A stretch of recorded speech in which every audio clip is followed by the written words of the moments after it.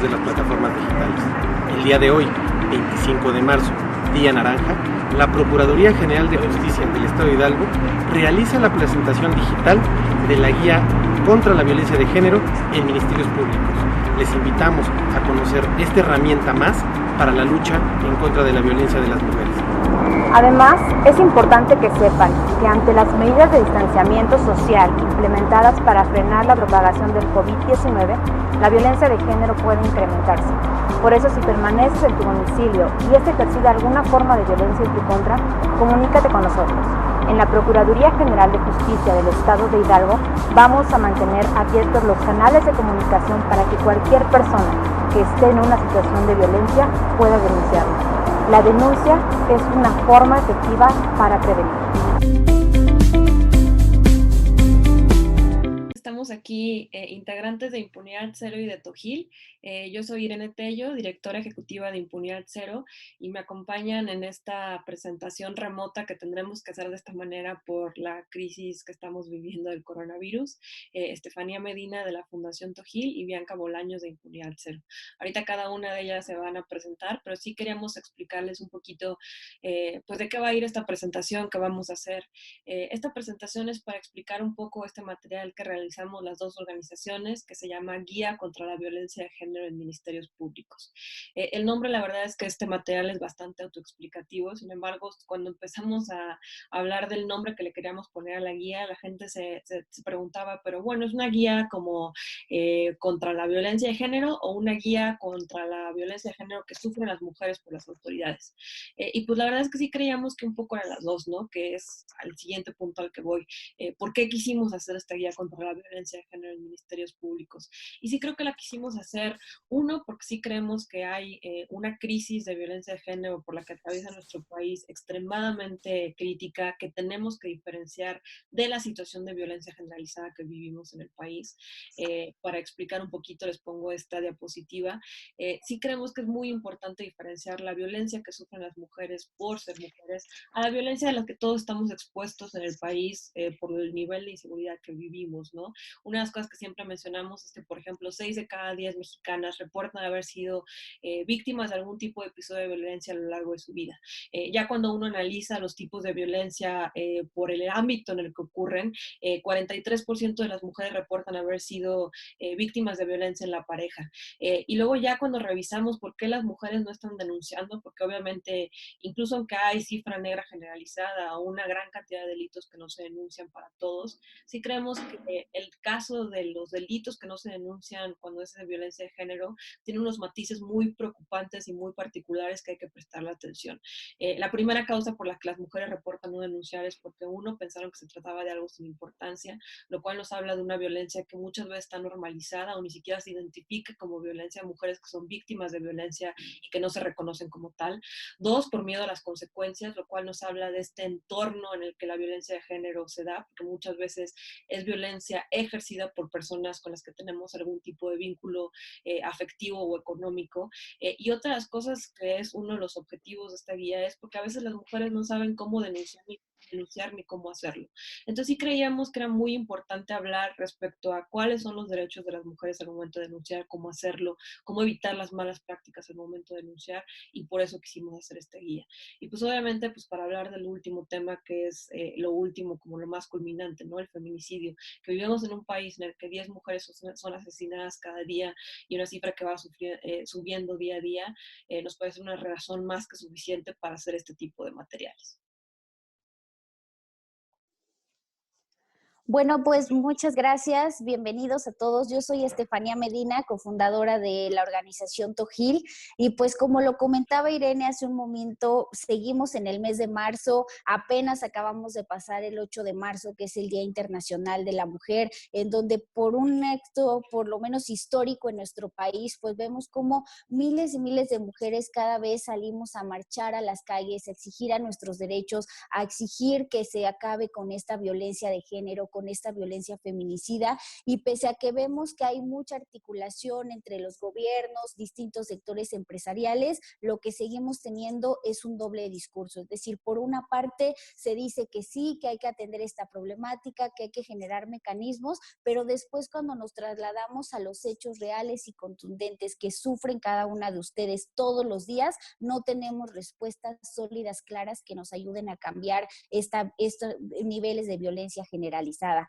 Por ejemplo, si hoy tomamos las primeras planas de la mayoría de nuestros diarios a nivel nacional, pues da mucha tristeza darnos cuenta que del análisis que se ha hecho de lo que ocurrió en febrero de 2019 a febrero de 2020, simplemente el feminicidio se incrementó en alrededor de un 36%. Estamos conscientes de que esta cifra pues puede derivarse de muchos factores, entre ellos que las autoridades por fin están clasificando los feminicidios como feminicidios, pero sin lugar a dudas también el nivel, la proporción del dato, pues evidentemente que nos demuestra que también hay un incremento en la forma en la que esta violencia de género llega al último de sus puntos, que es la violencia feminicida, y que eso tiene que cambiar. Y eso no solo lo van a hacer los gobiernos, o no solo debemos esperar que ellos lo hagan, tenemos que ser ciudadanos fuertes que exijamos que nuestros derechos se cumplan en el discurso y en la realidad. Otro punto importante de por qué existe tanta impunidad en estos delitos de violencia de género son dificultades procesales, es decir, son delitos sumamente complejos de investigar y perseguir por distintas razones que les estaremos platicando a lo largo de estos 10 puntos. Hay ausencia en los mecanismos de apoyo y contención que acompañan en el procedimiento penal, es decir, sabemos que una persona que es víctima de delitos de violencia de género no solamente necesita atender desde una visión punitiva la afectación que se generó con este delito, sino que tenemos que acompañar a las víctimas con otros mecanismos mucho más completos, como apoyo psicológico, apoyo de empoderamiento económico y algunos otros mecanismos que resulten eficientes para este fin. Estas políticas pues las hemos visto sobre todo aplicadas en los centros de justicia para mujeres, pero que aún siguen sin ser homogéneos en todo el país y sin ser suficientes para los niveles de violencia que tenemos a nivel nacional. Y finalmente, quizás el punto más importante de por qué esta guía nos debe de servir a todas las mujeres, lo encontramos en el desconocimiento de las usuarias y sus derechos. Es decir, ustedes quizás, ustedes mismas, su mamá, una hermana, alguna amiga, han sufrido o han sido víctimas de violencia de género por causa de su pareja, de un hermano, de su papá, de su jefe, de un profesor, y muchas veces ni siquiera sabemos reconocer cuándo estamos frente a ser víctima de un delito de género, ante quién podemos ir a solicitar que se haga una investigación y cómo exigir nuestros derechos. Y este es el principal objetivo de esta guía, darles herramientas para que ustedes estén informadas y que día a día puedan ir ejerciendo estos derechos de manera mucho más completa y evitar que sigamos en la impunidad. Muchas gracias y continuamos con los puntos. Bueno, aquí vamos a empezar a ver estos 10 puntos que sabemos que no son todos los problemas que existen a nivel de violencia de género en los ministerios públicos, pero que sí hemos detectado que son los más comunes, los que detectamos con mucha mayor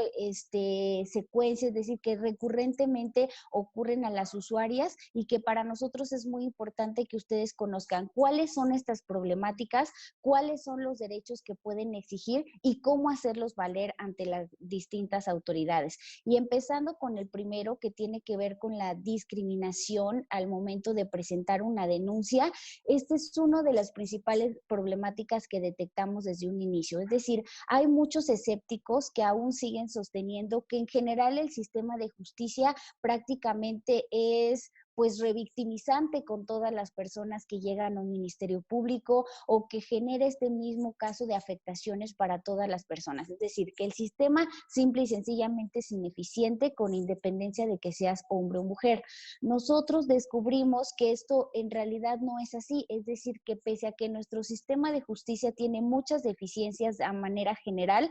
es mucho peor y es mucho más grave cuando se trata de mujeres denunciando cuestiones que tienen que ver con género. Seguro ustedes les ha pasado o han escuchado de parte de algún familiar, de alguna amiga, que han llegado a presentar una denuncia, por ejemplo, de acoso, de abuso sexual, de violación, y lo primero que ocurre es que los ministerios públicos, lejos de enfocarse en tomar su denuncia y exigir de inmediato que se generen líneas de investigación, tienden a discriminar a la víctima, es decir, preguntarle cosas como cómo ibas vestida, por qué estabas en cierto lugar a cierta hora, por qué saliste de tu casa. Es decir, vemos cómo el ser mujer y estos estereotipos que han seguido en parte de la cultura mexicana por muchísimos años se traducen en limitantes para poder acceder a la justicia por parte de mujeres. Entonces, es muy importante que tengan en cuenta que esto puede ocurrir y que esto no debe de ser una barrera para ustedes al momento de presentar una denuncia, que debemos de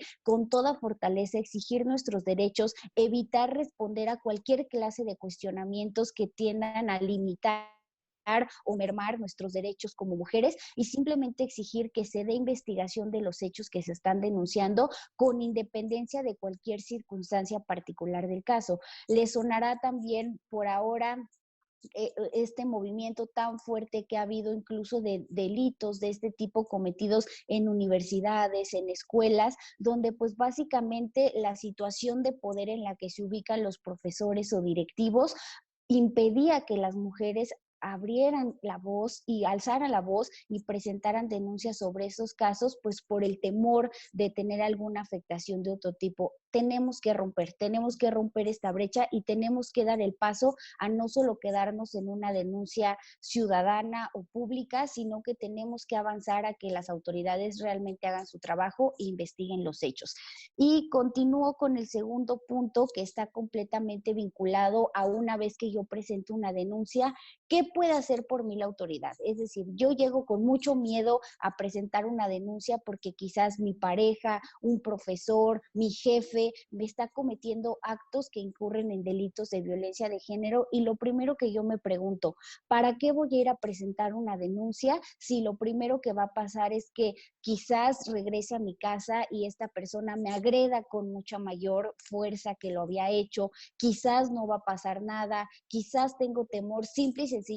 de regresar incluso a tomar mis cosas para poderme trasladar a otro lugar. Entonces es importantísimo que todos ustedes sepan que existen medidas de protección. Medidas de protección son órdenes que puede ejecutar el Ministerio Público de inmediato para buscar que en cuanto se presenta una denuncia y se empieza la investigación de los hechos, si existen razones para suponer que ustedes pueden estar en alguna situación de riesgo, entonces el Ministerio Público ordena estas acciones para que esto se detenga de inmediato. ¿Cuál sería un ejemplo de ellas? Por ejemplo, si ustedes viven en la misma casa que la persona que les está agrediendo y por la cual presentaron una denuncia, el Ministerio Público puede ordenar de inmediato que esa persona sea separada de su domicilio y lo más importante es que puede ordenar que vaya a la policía y haga esta separación de domicilios para que ustedes puedan estar con tranquilidad en algún lugar. Segundo, que a lo mejor creen que incluso es insostenible regresar a este mismo domicilio porque pues la persona puede generar un acto de mayor violencia contra ustedes, pueden ordenarse que se traslade de inmediato a algún refugio donde puedan estar seguras con protección policial y esto es muy importante para salvaguardar su vida y su integridad en ese mismo momento, es decir, no necesitan aportar muchos mayores datos, sino que con la simple denuncia que se toma en ese momento y el relato que se haga de los hechos, con esos datos el Ministerio Público está facultado para de inmediato ordenar cualquier acción que sea necesaria en términos de las medidas de protección. Entonces, aquí es importante que ustedes, si no se los proponen cuando están presentando una denuncia, pues lo tengan en cuenta y exijan que de inmediato se les apliquen medidas de protección para poder salvaguardar su vida mientras dure el procedimiento. Y con esto continuamos con algunos otros puntos de esta guía. Hola, ¿qué tal? Soy Bianca Bolaños, soy analista de Impunidad Cero y también participé en la creación de esta guía contra la violencia de género en ministerios públicos. Y nos gustaría mucho seguir con estos puntos. Como saben, la guía contiene 10 puntos esenciales contra la violencia de género al momento de realizar una denuncia y durante algunas partes del procedimiento. Otro de los puntos muy importantes es en la criminalización de los derechos de la mujer. Existe una mala práctica que nosotras identificamos, que existe cuando los ministerios públicos, la violencia de género contra mujeres se caracteriza por tener muchas agresiones y distintas agresiones. Lo que pasa a veces es que estas agresiones, las mujeres cuando repelen una agresión, por ejemplo, algún golpe, alguna tentativa, incluso de homicidio o de feminicidio, las mujeres, lejos de ser consideradas como un medio de defensa, lo que las autoridades hacen, y a veces los ministerios públicos, que son los encargados de la investigación de estos delitos, lo que hacen es criminalizar a las mujeres, señalarlas e incluso investigarlas por este tipo de agresiones que cometen contra su agresor. Entonces, creemos que es muy importante, que por un lado no se esté estigmatizando este tipo de represiones que la mujer realiza contra el agresor, y sobre todo que no se criminalice. Es muy importante que si una mujer o si tú eres víctima de algún tipo de violencia por parte de algún agresor y tú te defiendes y tú repeles esta agresión, es muy importante que el Ministerio Público no te investigue por eso. Sin embargo, lo que hemos visto es que a veces estas autoridades de investigación, como carecen de perspectiva de género, que es algo que a lo largo de estos puntos vamos a estar explicando mejor, como se carece de esta perspectiva de género, no se toman en cuenta los antecedentes, los datos, el contexto de violencia que vive la mujer, y lo que se hace es que lejos de protegerla y lejos de que no puedan ser estigmatizadas, lo que hacen los ministerios públicos es investigarlas incluso por este tipo de agresión, y lo que tiene que hacer es no investigarlo, y por otro lado también tiene que tomarlo como una legítima defensa. Entonces, vamos a seguir con los demás puntos. Mil gracias.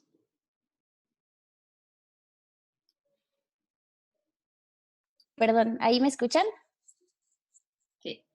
Buenísimo. Regresando al tema de lo que comentaba Bianca hace un momento de cómo podemos hacer para no criminalizar a la mujer y cómo atender sobre todo estos casos en donde las mujeres pueden incluso estar en riesgo de muerte, como en caso de violencia feminicida. Otro de los puntos muy importantes que encontramos y que lo van a encontrar en la guía es cómo las autoridades no están siendo tan eficaces ni tan eficientes para investigar los delitos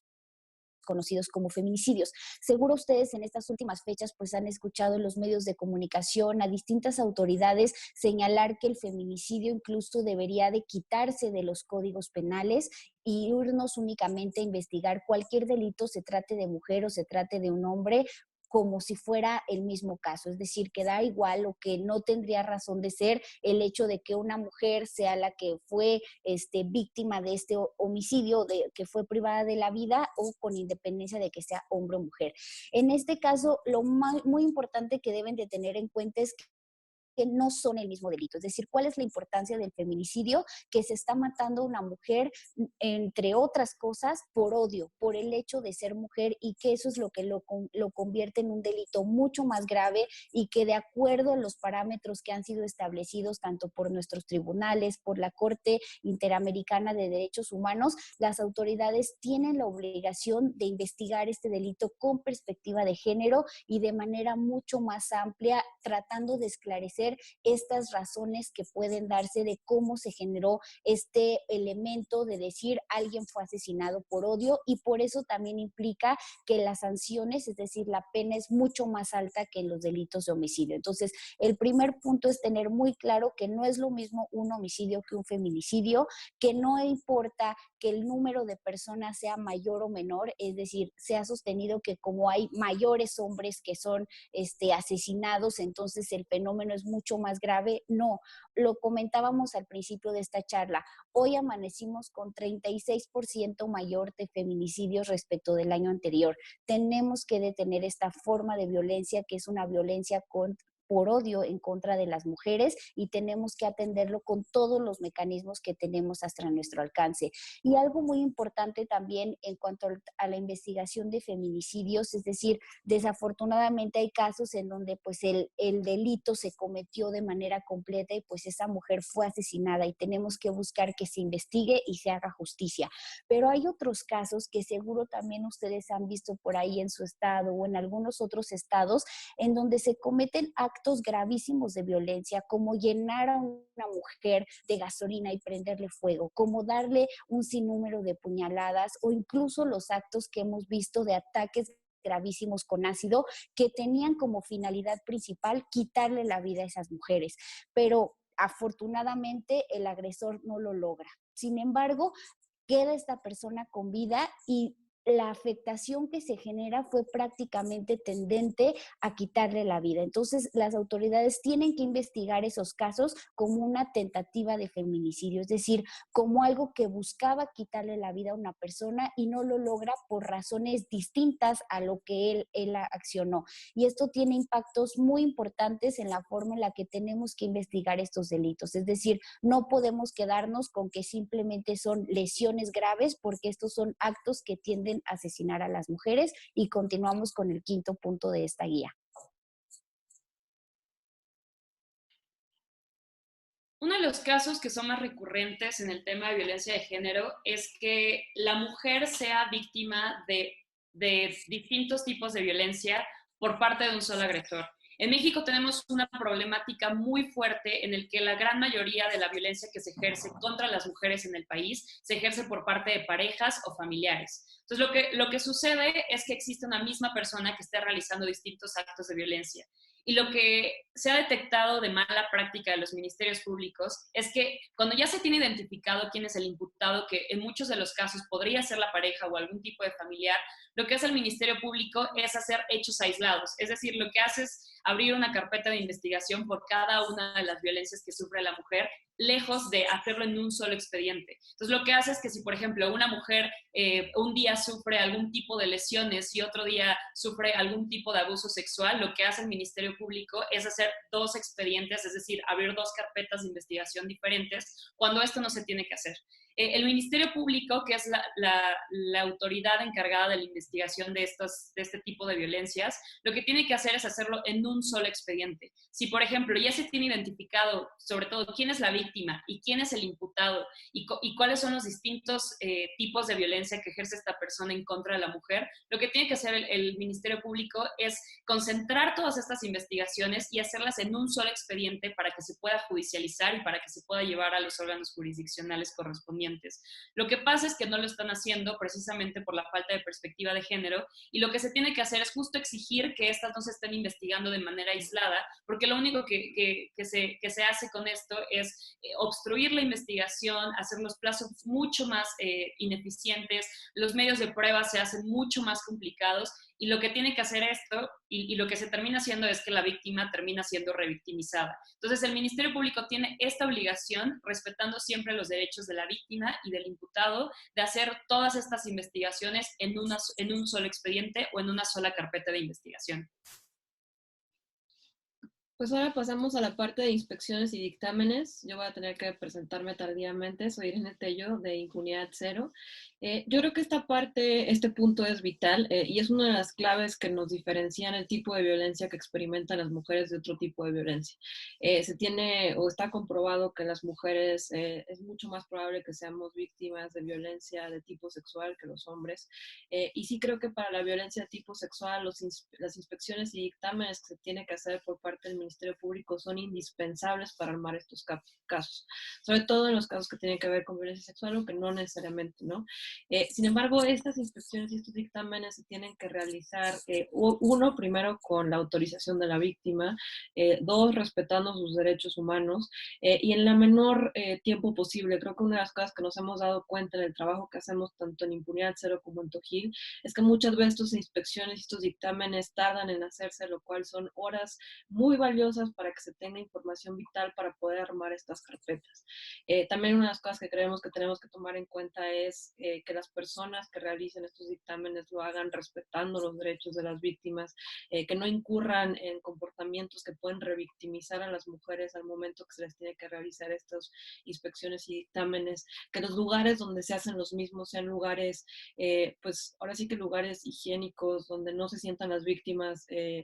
revictimizadas por el propio lugar en el que tienen que realizarse estos peritajes. Entonces sí creemos que es un punto indispensable porque una mujer como víctima tiene el derecho a pedir que se le realicen estos peritajes y el propio Ministerio Público no determina que se realicen en estas primeras 48 horas que son vitales para ciertos delitos, sobre todo hablando de violencia sexual. Entonces sí creemos que las mujeres tienen que saber que ellas tienen el derecho de exigir estas inspecciones y estos dictámenes, de ellas mismas proporcionar inspecciones y dictámenes que hicieron por su propia cuenta, no necesariamente los tiene que hacer el Ministerio Público o el médico legista del Ministerio Público, y proporcionar a ellos esta información para que sea integrada a la carpeta de investigación. Entonces, por eso sí creemos que es un punto central y es uno de los puntos, y ahora pasaremos al siguiente.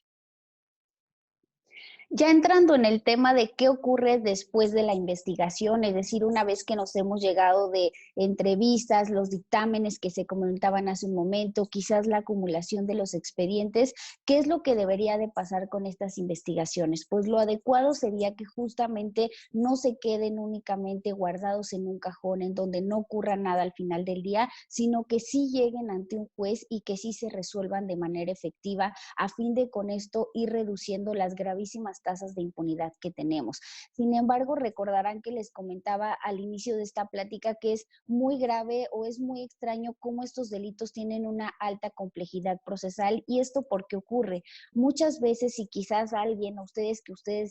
conozcan, se ha sentido identificada con este tema de ir y presentar una denuncia contra una agresión cometida por su pareja, contra alguien que conocen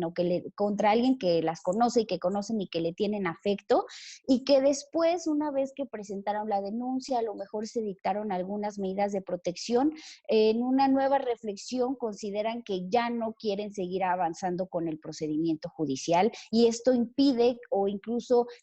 limita pues que se generen otros elementos que se necesitan para seguir complementando las investigaciones. Entonces, aquí lo que hemos detectado es que los ministerios públicos por lo regular son poco proactivos en cuanto a lo que deben de hacer en estos casos. Es decir, sabemos que las víctimas muchas veces están en un círculo de violencia que les impide querer avanzar con la judicialización de los casos, pero sin embargo en estos asuntos los ministerios públicos cuando ya cuentan con los elementos, con la investigación necesaria para llevar este caso ante un juez y solicitar que se pongan pues sanciones o otras salidas alternas como suspensiones condicionales, procedimientos abreviados, puede generarse un sinfín de resoluciones que no necesariamente van a implicar en todos los casos que las personas terminen en prisión, pero sí darle una solución a un caso y que no se quede únicamente como un expediente más en investigación. Entonces, lo que queremos es invitar a que los ministerios públicos sean mucho más proactivos, que verifiquen que los elementos que tienen son suficientes para llevarlos ante un juez y en algunos casos, según se trate del delito, por ejemplo, si es un feminicidio, si se trata de una violación, si se trata incluso de algún caso de violencia familiar, pues se pueda llevar a judicializar el caso con independencia de que contemos en ese momento no con las víctimas de manera proactiva o los representantes de estas víctimas. Y continuamos con el punto 8. Y pues justamente uno de los puntos que ha tocado Estefanía muy bien es el tema de cómo las mujeres viven en un círculo de violencia que muchas veces tienen que ver con sus círculos más cercanos. Entonces, lo que hemos visto, existe un contexto de violencia familiar en México en el cual es uno de los delitos que más se comete en nuestro país, es uno de los delitos que más se denuncia en nuestro país y es uno de los más frecuentes. Entonces, lo que sucede es que muchas veces las mujeres que son víctimas de algún tipo de violencia dentro de su familia también son víctimas de violencias de otro tipo,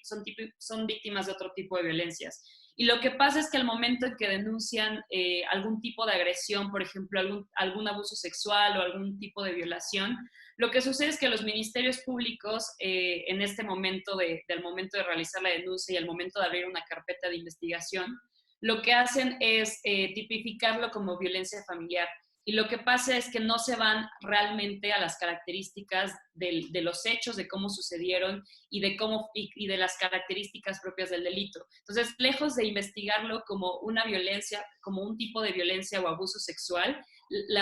los ministerios públicos lo meten en un cajón, digamos que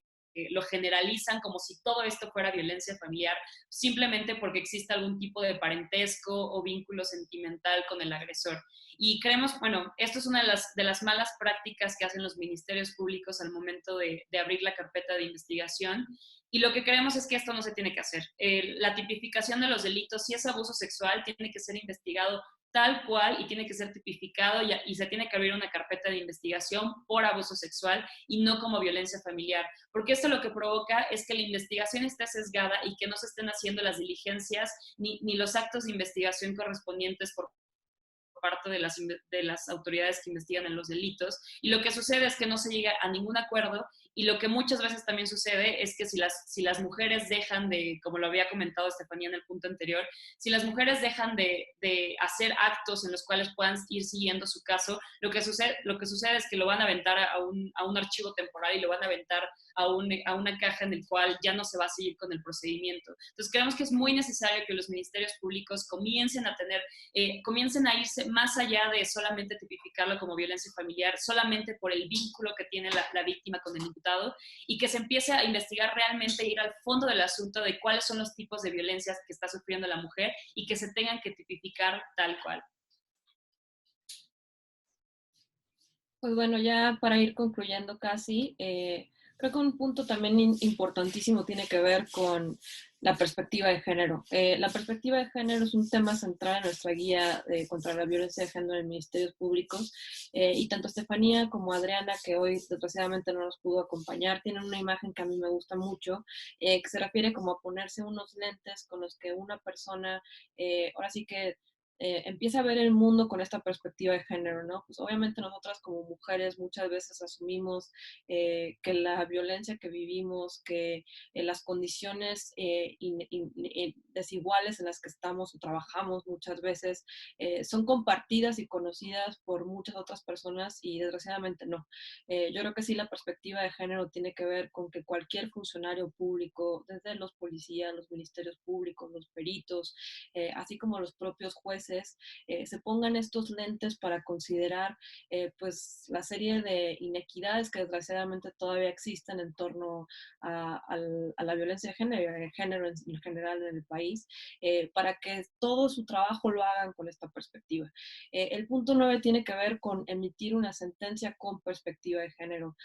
Tristemente hemos sido testigos de casos en los que algunos jueces, por no juzgar con perspectiva de género, llegaron a poner a mujeres en situaciones de violencia que llegaron al punto tal de un feminicidio.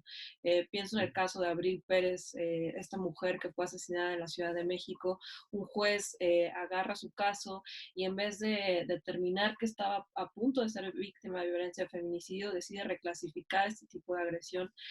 lo cual hizo que su agresor pudiera salir libre, huir y que acabara en este desenlace. Entonces sí creo que es importantísimo tener en cuenta que los propios jueces, aunque como mencionó Estefanía, son pocos los casos de violencia de género que todavía vemos que llegan a una sentencia,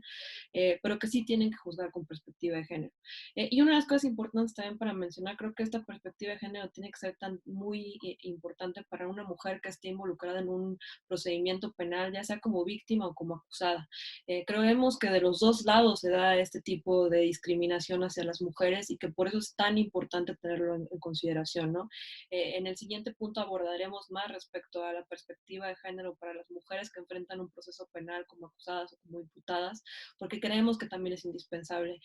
Una de las cosas que más nos damos cuenta en Impunidad Cero es que hay una alta proporción de impunidad en el país, pero los delitos que sí logran sancionarse y que sí acaban con cárcel son usualmente delitos de bajo impacto que pudieran haberse resuelto de otros mecanismos. Y eso creo que tiene que ver mucho con el caso caso de violencia de género, porque a veces muchas mujeres que son madres de familia, que están involucrados en alguna situación como imputadas o como acusadas, habría otros mecanismos para intentar sancionar la falta en la que incurrieron y no necesariamente la cárcel. Y sí creemos que es una perspectiva de género que tiene que estar en todo el proceso, y pues obviamente cuando se trata de un delito, ya sea de violencia sexual, de violencia familiar, sí creemos que los jueces, cuando están lidiando con mujeres que son víctimas de estas violencias, tienen que tomar en consideración la perspectiva de género para emitir sus sentencias. Y bueno, siguiendo un poco este punto que ha mencionado muy bien Irene, las mujeres también pueden ser tanto víctimas, en la gran parte de los casos son víctimas de violencia de género, pero también pueden ser personas que son acusadas e investigadas por un delito. Entonces, también nos hemos dado cuenta, como mencionaba anteriormente Irene, que existen también algún tipo de deficiencias por parte de las autoridades, tanto los ministerios públicos como los órganos jurisdiccionales, al momento de ejecutar las sanciones. Entonces, cuando una mujer está siendo investigada por un delito y ya se ha emitido una sentencia en su contra en la cual se tiene que cumplir con cierta sentencia y con ciertas obligaciones, lo que se hace es que existe un caso de excepción en el que cuando una mujer ha sido, digamos que, sancionada por algún delito y acusada, ya ha sido investigada, sancionada, ya llegó una sentencia y tiene que ejecutar su pena, existe un régimen de excepción en el cual las mujeres pueden no ser privadas de la libertad. En este caso, las leyes son muy claras en cuáles son los puntos que se deben de cumplir y cuáles son las características que se deben de cumplir para que la mujer pueda optar por este tipo de penas alternativas a la privación de la libertad. Uno de esos casos es que, por ejemplo, muchas veces las mujeres en estos roles de género son las encargadas de sus hijos y son las principales cuidadoras de sus hijos. Entonces, en dado caso de que tengan hijos menores de 12 años, que tengan algún tipo de discapacidad, que la mujer sea la principal cuidadora, o sea, una de las principales cuidadoras de estas hijas e hijos, la ley prevé este mecanismo en el cual se puede solicitar otra medida de sanción que no sea la privación de la libertad. Sin embargo, lo que nos hemos dado cuenta es que los ministerios públicos y al momento ya de hacerse la ejecución y el juez de ejecución, que es el juez encargado de que sí se cumplan estas sanciones en contra de todas las personas, lo que hacen es, lejos de optar por este tipo de sanción y otorgarle a la persona, a la mujer, de decirle, tienes esta opción de tener una medida alternativa a la prisión, lo que hacen es simplemente seguirlo, y esto también se debe a una falta de perspectiva de género. Creemos que es muy importante que la perspectiva de género no solamente tiene que estar desde el momento de la denuncia, sino que tiene que estar durante todo el procedimiento y al momento igual en que las mujeres son acusadas y son sentenciadas por algún tipo de delito y que también son privadas de su libertad. Entonces, al momento ya de hacerlo, lo que pasa es que las mujeres no saben que existen estas alternativas, no se les da a conocer sus derechos, y lo que pasa es que las mujeres tienen un impacto la privación de la libertad de las mujeres tiene un impacto muy importante en la sociedad y en cómo se están haciendo las labores de cuidado en nuestro país. Y lo más importante es que tanto los jueces como todos los órganos jurisdiccionales puedan dar aviso de que existen este tipo de alternativas y que se pueda continuar con el procedimiento y que se pueda optar, si se cumplen con los requisitos de acuerdo al caso, para optar por esta pena no privativa de la libertad y que las personas puedan regresar y puedan regresar a su vida normal ejecutando una pena diferente a la prisión. Y bueno, estos son solamente 10 puntos que nosotras hemos detectado. Esta guía se publicó el año pasado y la idea es que estos puntos se vayan retroalimentando. Sabemos que estos son solamente alguna parte de las malas prácticas que existen en los ministerios públicos y en los órganos jurisdiccionales al momento de realizar una denuncia y al momento de investigar delitos relacionados con violencia de género. Nos gustaría mucho contar con algún tipo de retroalimentación. Sabemos que hay organizaciones de la sociedad civil, instituciones, que se encargan de llevar casos relacionados con violencia de género y que se puede ampliar. Esto es algo que nos gustaría mucho. Las invitamos a todas estas organizaciones, a todas las instituciones que puedan brindarnos una retroalimentación y que puedan ayudarnos a complementar. Y la idea es que esta guía sea proporcionada y que sea difundida en todos los medios posibles y que llegue realmente a las personas y a las mujeres que lo necesitan, porque creemos que el primer paso para combatir la impunidad que se vive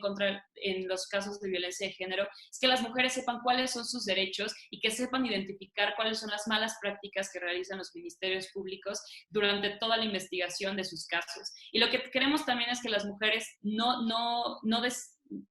abandonen sus casos y que puedan continuar con el procedimiento y que puedan justamente terminar con este ciclo de violencia que muchas veces no se puede terminar precisamente porque no existe algo que pueda realmente parar este ciclo de violencia. Entonces, las invitamos a que nos puedan dar retroalimentación, que nos apoyen con otros puntos que ustedes también hayan identificado y que nos ayuden sobre todo con la difusión. Creemos que es muy importante que esta difusión se realice. Esta guía está de libre distribución, es totalmente gratuita, no tiene ningún costo, se puede descargar en las páginas de ambas organizaciones, ya sea en la página de Impunidad Cero, que es www.impunidadzero.org, y en nuestra página, la página también de Tojil, www.tojil.org. Bueno, también a manera de conclusión, quisiera decirles a nuestros ministerios públicos que nos escuchan en un primer momento que el hecho de visibilizar estos 10 puntos no tiene como objetivo atacar su trabajo. Sabemos que la verdad ustedes viven también en la raya, dando el mayor de sus esfuerzos día a día, investigando pues un cúmulo enorme de delitos que todos los días van y se denuncian. Lo que buscamos es ayudarles en esta ceguera de taller que de pronto da al estar adentro de una institución con el día a día abrumados, y queremos ayudarles a visibilizar qué es lo que detrás del otro lado, donde están los ciudadanos, aún no se está haciendo bien, para invitarlos a que puedan generar mejores prácticas. A nuestras usuarias queremos decirles que la muy buena noticia es que la Procuraduría de Hidalgo pues está poniendo las pilas para cambiar esto, no solo desde el nivel del discurso, sino llevarlo a todas sus estructuras, a todos sus funcionarios, y que para esto hemos suscrito un convenio en el que ellos han hecho parte de su política el evitar estos 10 puntos. Entonces, que van a ayudar mucho en la medida en la que ustedes denuncien, en la medida en que ustedes hagan valer sus derechos, para que también como Procuraduría y ciudadanía podamos juntos caminar de la mano a algo nuevo que queremos en la Procuración de Justicia. Y finalmente, pues como todos ustedes saben, hoy nos hubiera encantado estar con ustedes en Hidalgo. Sin embargo, pues nuestro país enfrenta una situación de una pandemia a causa de coronavirus gravísima que no nos permite pues estar en todos lados de manera personal. ¿Y esto qué implica? ¿Qué implica? Que posiblemente muchas de las familias pues no van a estar haciendo sus actividades en la vida diaria fuera de su casa, y que muchos vamos a estar bastante tiempo en nuestras casas con nuestras familias, y eso necesariamente va a tener un impacto en quizás ampliar los niveles de violencia, las discusiones, las agresiones.